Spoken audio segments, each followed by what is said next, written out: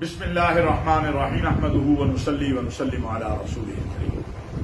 Punjab assembly میں پاس ہونے والے بل کے حوالے سے اہل تشیع حضرات کی مقتدر قیادت سے جو گفتگو ہوئی اس میں بنیادی نقطہ ایک سامنے یہ آیا تھا کہ جہاں پر اہل بیت اطہار رضوان اللہ علیہم اجمعین کا ذکر ہے وہاں پر چونکہ اہل تشیع حضرات علیہ الصلاۃ والسلام ان کے اسماء مبارک کے بعد لیتے ہیں، لہذا یہ ہونا چاہیے۔ اور میں سمجھتا ہوں کہ یہ تو ہمارے ہاں اہل سنت کے ہاں بھی کوئی ایسی بات نہیں ہے، بلکہ ہم جب نماز میں درود شریف پڑھتے ہیں یا ویسے بھی تو آل محمد و اصحاب محمد پہ ہم درود شریف پڑھتے ہیں، ہمارا کوئی خطبہ اس سے خالی نہیں ہوتا۔ لیکن اس کے بعد لاہور میں ایک پریس کانفرنس میں ایک صاحب نے جو گفتگو کی ہے، میں سمجھتا ہوں کہ وہ بہت ہی افسوسناک ہے، اور شیعہ معتدل قیادت جو ہے وہ اگرچہ اس سے وہ بھی دکھی ہے، لیکن بہرحال ریاست کی بھی ذمہ داری ہے کہ وہ اس طرح کی چیزوں کو دیکھے، اور اگر کوئی شخص پاکستان کے اندر اس طرح کا انتشار پیدا کرنے کی کوشش کرتا ہے تو ریاست کو اپنا کام کرنا چاہیے۔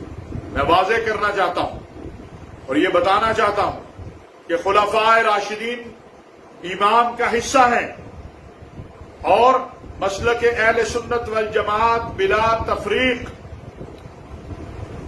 خلفاء راشدین اصحاب رسول و اہل بیت کے منکر کو کافر سمجھتے ہیں۔ اہل تشیع کے مراجع بھی جو ہیں وہ بھی کہتے ہیں کہ ہم خلفاء راشدین امہات المؤمنین اصحاب رسول و اہل بیت کی توہین اور تنقیص اور تکفیر کرنے والے کو جو ہے حرام عمل کا ذمہ دار سمجھتے ہیں اور اسے حرام سمجھتے ہیں۔ سیدنا امیر معاویہ رضی اللہ تعالیٰ عنہ صحابی رسول ہیں اور ہم ان کی تکفیر کرنے والے کو کافر سمجھتے ہیں۔ اس بل میں کہیں نہیں ہے کہ یزید کے حوالے سے گفتگو نہ ہو۔ میں سمجھتا ہوں یہ کذب بیانی کی گئی، یہ غلط بیانی کی گئی اور لوگوں کو مشتعل کرنے کی کوشش کی گئی۔ یزید کے حوالے سے اہل سنت کا موقف بڑا واضح ہے۔ ہم سیدنا امام حسین رضی اللہ تعالیٰ عنہ کو حق پر سمجھتے ہیں، اور میں ذاتی طور پر تو یزید کے اس جرم کو جو اس نے سیدہ زینب کو اپنے دربار میں کھڑا کیا، میں سمجھتا ہوں یہ سب سے بڑا جرم ہے اس کا، اور اس حوالے سے ہمارا موقف بڑا واضح ہے۔ میں عقائد کے حوالے سے یہ بات کہنا چاہتا ہوں کہ حضرت مولانا اشرف علی تھانوی رحمۃ اللہ علیہ نے فرمایا کہ اپنا مسلک چھوڑو نہیں، دوسرے کے مسلک کو چھیڑو نہیں۔ اگر آپ یہ بحث چوکوں چوراہوں میں شروع کریں گے تو اس سے ملک میں انتشار پیدا ہونے کے علاوہ کچھ نہیں آئے گا۔ آپ کی بات سنی گئی، آپ کے ساتھ حکومت کے لوگوں کے مذاکرات جاری ہیں، اس کے بعد اس طرح کی گفتگو کرنا، میں سمجھتا ہوں کہ اس تکفیری اور تبرعی ذہن کو تقویت دینا ہے جس نے اس ملک کے اندر خون بہانے کے علاوہ کوئی کام نہیں کیا ہے۔ آپ اہل سنت کے عقائد پر اگر اس طرح چوکوں چوراہوں میں حملہ آور ہوں گے تو اس کے نتائج میں جب اہل سنت اپنے عقائد بیان کریں گے تو پھر اس ملک کے اندر جو رواداری کی فضا ہے وہ قائم نہیں رہ سکے گی۔ جب آپ کسی صحابی رسول کو تکفیر کریں گے، توہین کریں گے، جب آپ امہات المؤمنین کو خطا پر کہیں گے تو کوئی آپ کو اپنے عقائد کے حوالے سے مسلمان نہیں کہے گا، کوئی بھی ہو۔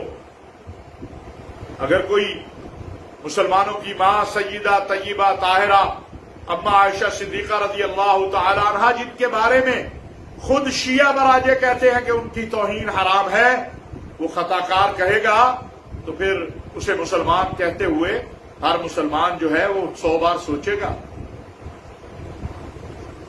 ہم نہیں چاہتے کہ اس ملک کے اندر 80 کی اور 90 کی دہائی واپس آئے۔ مجھے دکھ سے کہنا پڑتا ہے کہ یہ جو کل کی پریس کانفرنس ہوئی اس میں جو انداز असहाब रसूल और अहले बैत रिजवानुल्लाह अलैहिम अजमाइन खुलफाए राशिदीन उम्महातुल मोमिनीन के हवाले से इख्तियार किया गया वो कतन दुरुस्त नहीं है और ये आग लगाने के मुतरादिफ है। हम आग बुझाने चले हुए हैं। इस मुल्क के अंदर गैर मुल्की एजेंट जो कुछ करना चाहते हैं वो सबको इल्म है। जनाब आप अपने अकायद अपने मदारिस में अपनी मसाजिद में अपने लोगों को जरूर बताइए। अहले सुन्नत अपने अकायद अपने मराकिज में जरूर बताएं, लेकिन अगर पब्लिक प्लेसों पे ये काम शुरू हो गया तो फिर अगर तबर्रा नहीं रुकेगा, अगर असहाब रसूल और अहले बैत की तौहीन और तनकीस और तकफीर नहीं रुकेगी तो फिर आप बताइए कि तकफीर की जो लहर चलेगी उसे कौन रोक सकेगा। इसलिए मैं अहले सुन्नत और अहले तशरीह की तमाम क़यादत से ये गुजारिश करूंगा कि वो इन हालात पर गौर करें। तहफ़्फ़ुज़ इस्लाम बिल पर जो आपके तहफ़्फ़ुज़ात थे, बुनियाद इस्लाम बिल जो है उसमें मैं समझता हूं बहुत सारी चीजें जो इस प्रेस कॉन्फ्रेंस में कही गई हक़ाइक़ के बरअक्स थी।